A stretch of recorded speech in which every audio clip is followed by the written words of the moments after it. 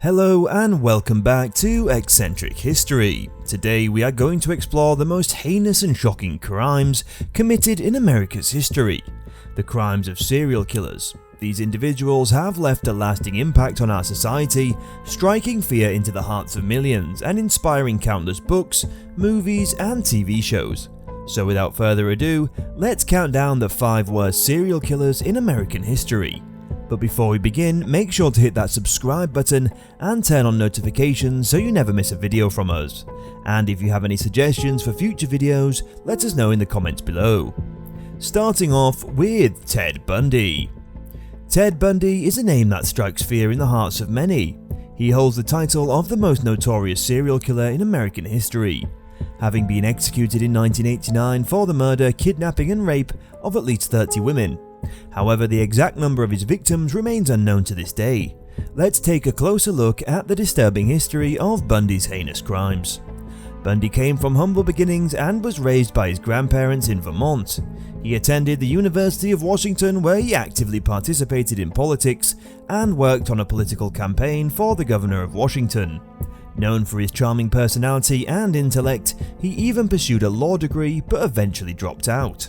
At first glance, his early life seems unremarkable, with Bundy appearing to be an average person working towards building a life for himself. However, Bundy's outward persona masked a dark and twisted nature. In 1974, he began a killing spree that targeted young women ranging from 12 to 26 years old. He would lure them to secluded areas, assault them, and then murder them. Even more disturbingly, his crimes span multiple states, including Utah, Colorado, and Florida, making it difficult for investigators to piece together his actions. Interestingly, Bundy was not initially convicted for his murders. Instead, he was apprehended by the police for erratic driving, during which he was found to be in possession of suspicious items like handcuffs and ski masks. In the years that followed, he was convicted of the brutal murder of 3 women in Florida and was eventually sentenced to death by electrocution in 1980. Ted Bundy's story serves as a cautionary tale, reminding us that the world around us can be dangerous and hiding countless evils. He ruthlessly destroyed the lives of over 30 women through manipulation and lies, and his name will forever be synonymous with the darkest depths of human depravity. Moving on to John Wayne Gacy. John Wayne Gacy, infamously known as the Killer Clown, was responsible for the murders of over 33 men and boys. However, his heinous crimes did not occur in a vacuum. Gacy's childhood was tumultuous, and the trauma he experienced stayed with him into adulthood. Born in Chicago, Illinois, Gacy suffered from a heart condition that required frequent hospitalizations. His father's abandonment had a significant impact on him during his formative years. Despite his 2 marriages and 2 children, Gacy harbored a dark history of sexual abuse that was well hidden from society. In 1968, after he was charged with sexually assaulting 2 young boys, Gacy, who owned a construction business, had hired the boys to do some work for him. He piled them with alcohol and then assaulted them. He was eventually convicted of sodomy and sentenced to 10 years in prison. Gacy was released after serving just 18 months of his sentence for good behavior. Upon his release, he began his killing spree, targeting vulnerable young boys, particularly teenagers. He lured them to his home, gained their trust, sexually assaulted them, and then murdered them. Afterward, he either disposed of their bodies in a nearby river or buried them in his home. The similarity in Gacy's modus operandi with Ted Bundy's and the timing of his conviction reflects the disturbing nature of America's history during the 1970s. Finally, in 1978, the police uncovered Gacy's crimes during the investigation of a young man's disappearance. Upon searching his home, they discovered the remains of several missing persons over the years. Gacy's second and final conviction resulted in his execution by lethal injection in 1994. Gacy's story is a stark reminder of the dark and tragic instances in American history. One can only imagine the horrors his victims endured. However, there are countless other spine-chilling stories of notorious murderers in American history waiting to be uncovered. At number 3, there's Jeffrey Dahmer. Jeffrey Dahmer was born on May 21, 1960 in Milwaukee, Wisconsin. His childhood was marked by a troubled family environment, with his parents having a rocky marriage and frequent arguments. His mother suffered from mental illness and attempted suicide several times, while his father was an analytical chemist who frequently traveled for work, leaving Dahmer feeling isolated and alone. As a child, Dahmer was quiet and withdrawn, and his behavior became increasingly troubling as he grew older. He had a fascination with dead animals and would often collect roadkill, dissect them, and store their bones in his family's shed. Later on, he would use this fascination to justify his acts of violence towards humans, claiming that he was simply fulfilling a desire to preserve them.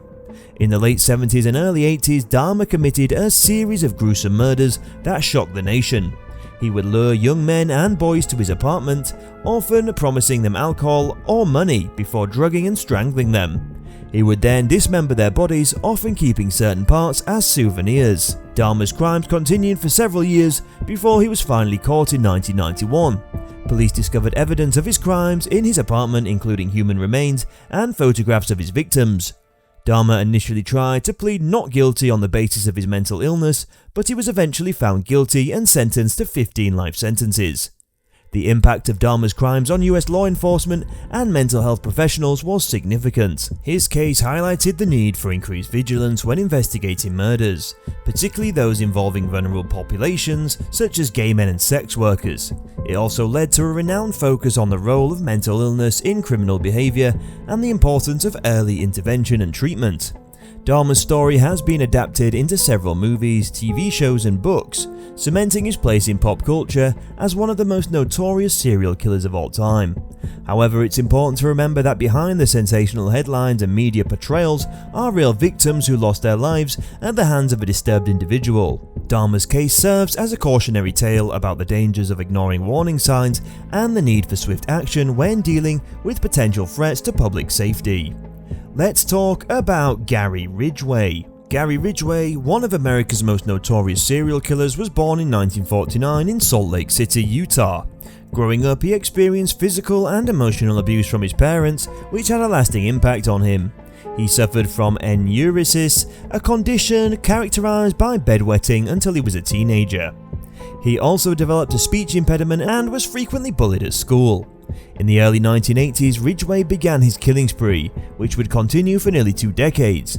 He specifically targeted women who were marginalized and vulnerable, including prostitutes, runaways, and those with little to no connection with their families. He would often lure them to his truck with the promise of money or drugs before murdering them and dumping their bodies in the Green River.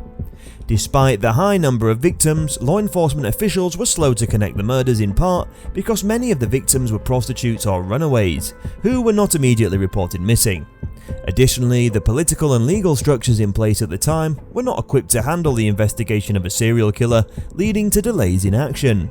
It wasn't until the use of new DNA technology in the late 1990s that investigators were able to link Ridgway to the murders. In 2001, he was arrested and eventually pleaded guilty to 49 counts of murder. As part of his plea, he agreed to provide information on the location of his victims' remains. Ridgway was sentenced to life in prison without the possibility of parole. The case of the Green River Killer was notable not only for the high number of victims, but also for exposing flaws in the political and legal structures in place at the time. The delay in action against a serial killer for so long highlighted the need for improved procedures and training for law enforcement officials. Additionally, the case highlighted the urgent need for greater protection of marginalized individuals within society, including those involved in prostitution or who are runaways. Last, we have Ed Gein. Ed Gein is infamous for his heinous crimes, including the murder of 2 women, although it's believed he may have been responsible for the disappearance of several others. Gein was raised by a single mother in a small farming community in Wisconsin after his father's death due to alcohol abuse. Gein's mother was a religious extremist who instilled a deep-seated hatred for women in him, believing them to be evil and immoral. In 1954, Gein murdered local store owner Bernice Warden, which led to his arrest and subsequent investigation. Police found dismembered corpses and human skin used for household objects like lamps when they searched his home, similar to Jeffrey Dahmer's case. Gein was found guilty of murder, but was deemed mentally unfit and spent the rest of his life in a mental institution. His story had a significant impact on pop culture, inspiring Alfred Hitchcock's best-selling novel, Psycho. Gein's crimes and upbringing have been studied by psychologists to better understand the reasoning behind his actions. His story remains one of the most gruesome in American history. Ed Gein's crimes shocked and fascinated the American public, as they were beyond the realm of imagination. His grotesque fascination with the dead and human remains made him one of the most notorious serial killers in history. After his arrest, authorities found Gein's house in a state of disarray, with body parts, bones and other gruesome items scattered throughout. He had used the skin of his victims to make lampshades, belts and other household items, indicating a level of depravity that was unheard of at the time. Gein's story continues to fascinate people, inspiring several books, movies and TV shows. Despite his horrific crimes, he remains a subject of interest for many, with people trying to understand the psychology behind his actions and the environment that led him to commit such heinous crimes. Furthermore, Gein's upbringing has been examined as a possible factor that led him to commit these atrocities. His mother's religious fanaticism, coupled with her negative views of women, may have had a significant impact on his mental state and contributed to his horrific actions. In conclusion, these stories are a reminder of the darkest aspects of human nature. While the world has many wonderful things to offer, there is always a shadowy side lurking in the background. We may prefer to avoid such topics, but it's crucial to remain aware and vigilant in order to protect ourselves and others from harm. Thank you for watching today's episode of Eccentric History. We hope you find it engaging and informative. Please consider subscribing to our channel for more thought-provoking discussions about our past. Until next time, stay curious and keep exploring the fascinating, yet often unsettling, stories of world history.